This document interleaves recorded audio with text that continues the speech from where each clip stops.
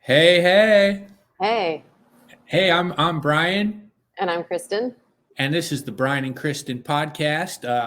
August 13th, 2023 is the day, and we got a lot going on with us. We got a special guest here tonight, too. And we Bestie. actually got a lot of special guests in the audience. We are doing our first, this is live, but also we got a studio audience. I don't know, Kristen, can you see our studio audience back there? Oh, yes. Okay. I can. Okay, so we got we got our studio audience of Mom, Mrs. M, and Uncle Bob. All So, right. and I've got a new backdrop here for the podcast. Hey, And if anybody's listening, it's a lovely green backdrop. yes, a lovely green backdrop. So the uh, the podcast keeps growing. So, well, let's start with you, Kristen. We got some balloons in the background. What's going on with those balloons behind you? Well, first of all, you did say it was August 13th, but you failed to mention that it is your birthday. So these are dual purpose balloons. Okay. um, so for the last month when I've been in Dallas, I was actually there for flight attendant training, and I officially graduated on Friday. So when I came back, my friends threw a surprise celebration. So if anybody knows Southwest Colors, that's it. So that is what we are celebrating, and your birthday. So double Good for use, you. efficient. Good for Yeah. you. So Now, go ahead. well, now Mom has been filling me in about how difficult this training actually is to be a flight attendant. I didn't think a flight attendant would be. I just thought it might be pretty easy. You go hand in an application. Can you say, "Do you want snacks? Yes or no?" Uh, I know, snacks and soda, way more complicated than that.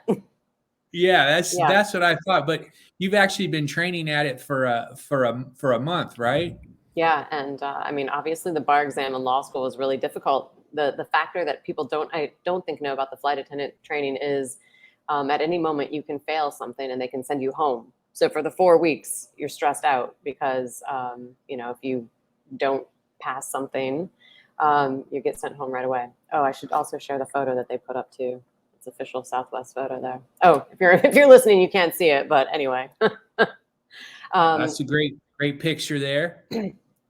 Yeah, so it was really hard. And there's a lot of stuff you can't actually talk about because it's all safety related. But flight attendants are actually there for your safety, and most people don't know that. They think you're just there to pass out snacks and soda. So So they're there. Yeah, I never thought they were there for your safety. I thought they were there just to, like you said, pass out stuff for your soda and to help these dumb people who bring in bags that are clearly too big for the overhead bin to try to force those in. yeah, that yeah, that is a problem. And then also your so-called emotional support animals, Like this one, like that one. like this emotional support animal. Uh, Yeah. so yeah, so this is my emotional support animal. Like a He comes with bestie. me whenever I can. But yeah, so it was actually a lot of work, and you had to take tests, and right? You have to take a written test. Obviously, the announcements, those things are a lot harder to memorize too. You don't think that it would be, but that's a lot to memorize. And then to be able to say it back in front of, I mean, you would be used to it. 175 people. I don't know. Are your audiences that big? 175 people?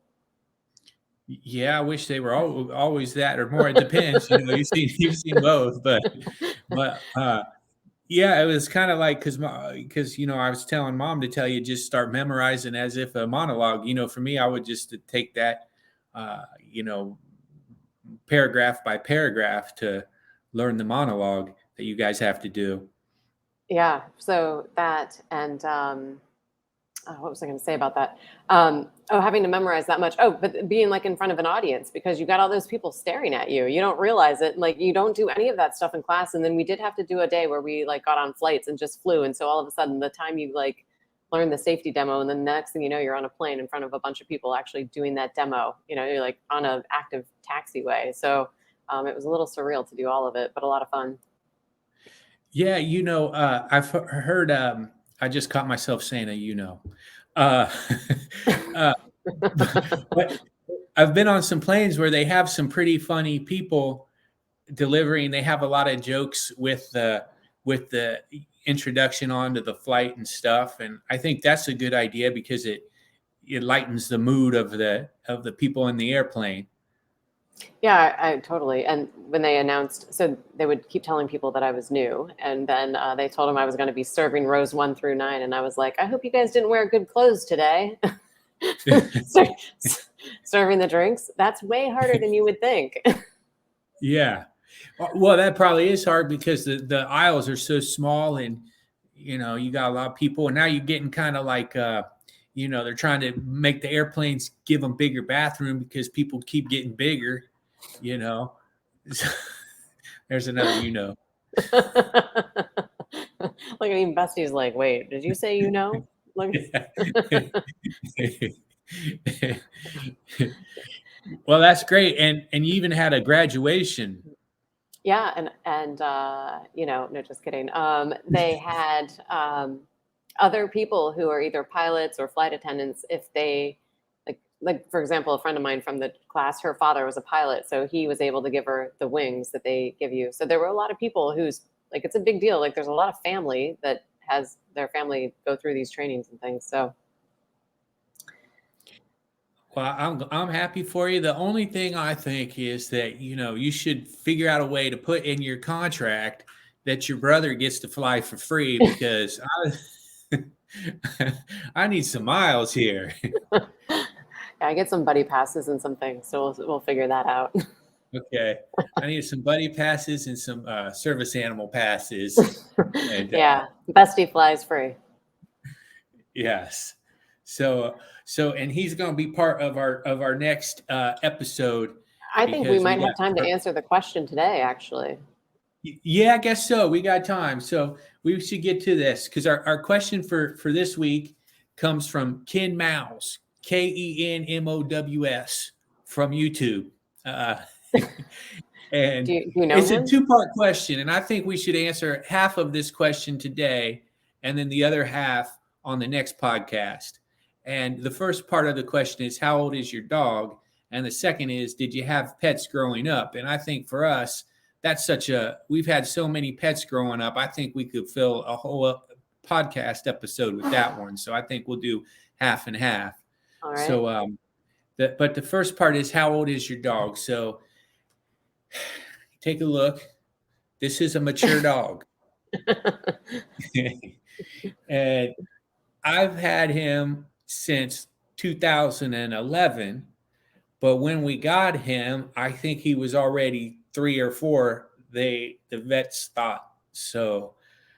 That would make him 2011 to now. That's 12 years.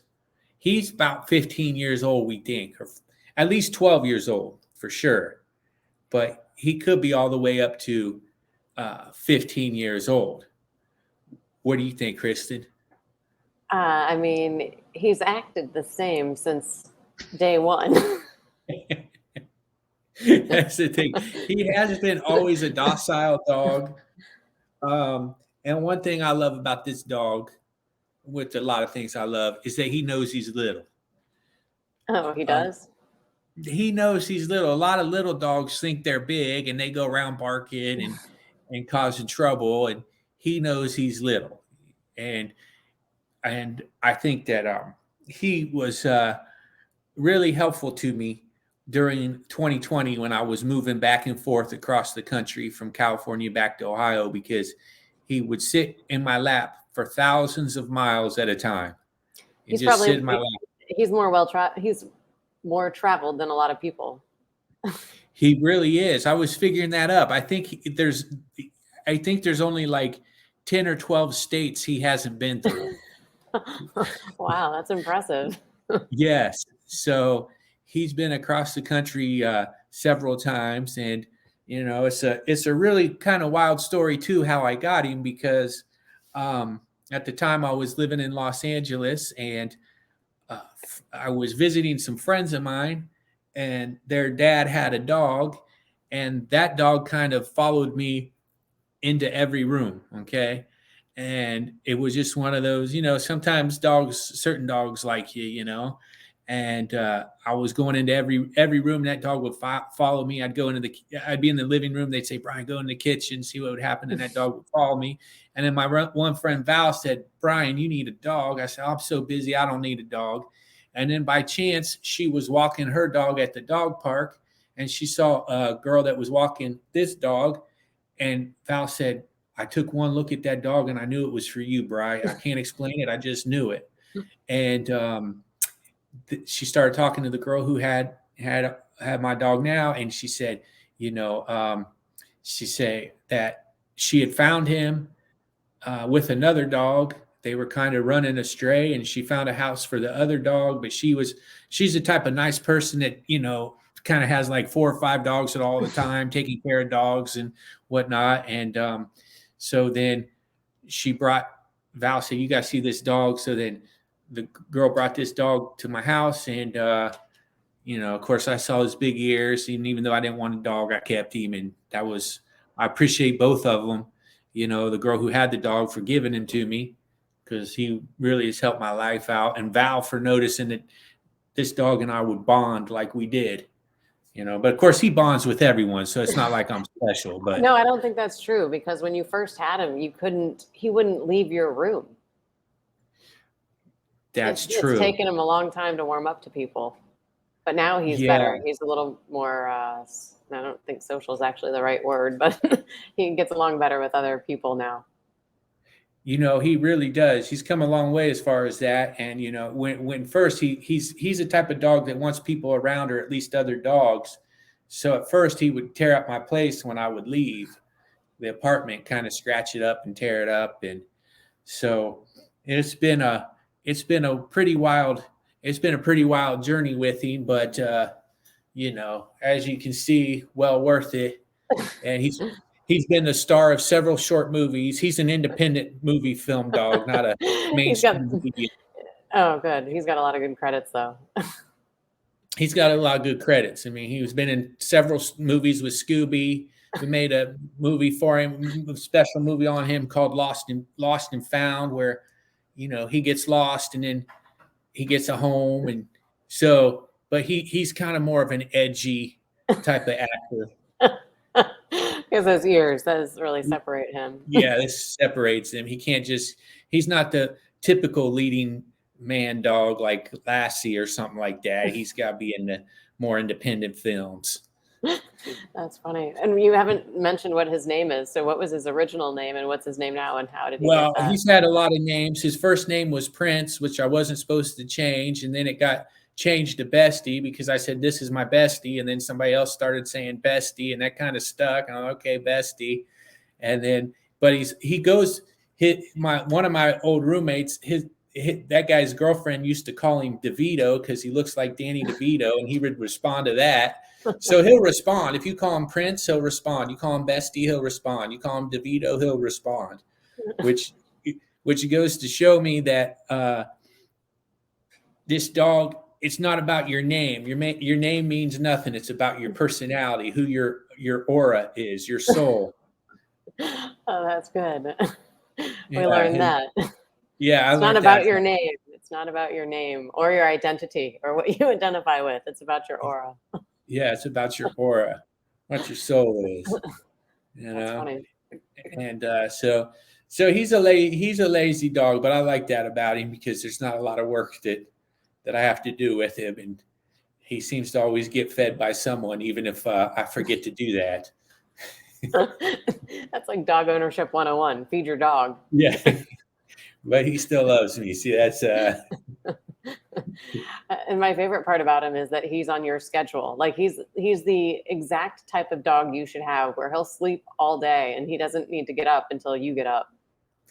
I love that about him too. He just lays there until you get up, and then you're like, okay, let's go out. Then he goes out, and he doesn't require a lot of attention when you take him out. Although sometimes he's so lazy that I have to walk him to this. I literally carry him, walk him to the middle of the yard so he'll walk back. And he hates the winters. He grew up in California, so he's a little spoiled to the good weather. But I He's can't getting a blame little, him. yeah, you can't blame him. So we want to get him back out to California to see his original owner.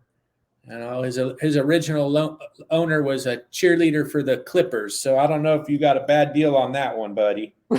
Uh, That's funny. He so almost matches. His ears look like the pig on your yes, shirt. I should have picked a different color shirt to wear while I'm holding because No, but it looks the same. It's like it's very yeah, similar. yeah. So he's been good, and then when we'll finish up on his story is he was starting to go blind. He had cataracts, and by chance, one of my friends from wrestling back in high school was a dog optometrist, Ronnie Spatola, and we got his eyes fixed, and he's seeing good. So Well worth it. he's well worth it, worth every penny. So, well, Kristen, I want to thank you for coming out. I want to say thanks to Uncle Bob, Mrs. M, and of course my mom and Mia Moore for making me. You missed a good dinner Oh, I'm because not only sure. was mom cooking, but Mia Moore was cooking. So that was like double good food. Yeah. Um, but yeah, so well, that is this. We got the next week, and congratulations again on Thank your you. job at Southwest. That's pretty awesome. And we'll save this next question. Did you have pets growing up for another time? Because we got at least 15 minutes of stories there. I mean, For sure. I'm gonna have to write down all the different animals we had growing up. Uh, Yeah. Actually, I can do it off my head, but you know, That was just for dramatic purposes. yeah, yeah. It's very dramatic. I have a list. Yeah, but yeah. So thanks for joining me on this special Of course. episode, Yeah. my Happy birthday birthday. episode. I'm glad you Birthday came episode. to join me today on this instead of our usual time. So Yeah. and It's good to see so Bestie too. yeah, he liked it, although he's glad to be off my lap and walking around. So, He's like, I've had enough camera time for the day. I'm out. yeah, yeah. He didn't. SAG-AFTRA is on strike right now. Well, I So mean, he's not getting paid for this, so I can understand that. He had 15 minutes. He's like, I'll give you 15 minutes. Beyond that, I have a SAG contract. yeah. It's cost thousands of dollars normally. Yeah. Well, cool. Well, thanks for joining me, Kristen. And Yeah. thank you Happy guys for, birthday. yay. Thank you. Thank you. And for the audience, make sure to, like it, share it, subscribe to it, and send us any questions you have for upcoming episodes. This was a great one. How old is your dog? So, and We we still answer don't any know. questions. We actually still don't know. We don't We actually have the don't answer know. for We that. don't know. There's I'm going to the say he's very long 14 or story. 15. Yeah, we don't Yeah. actually Long know. story. Long story for no answer. I'd Sorry, make a great great question. politician. Of Yeah. course. Oh yeah, we haven't had any political comments. Good. We got to 18 minutes, and that's the first sign of a political comment. Yeah. All right, All right. Kristen. Thank you. I'll see All you guys right. on the next one. All right. Bye.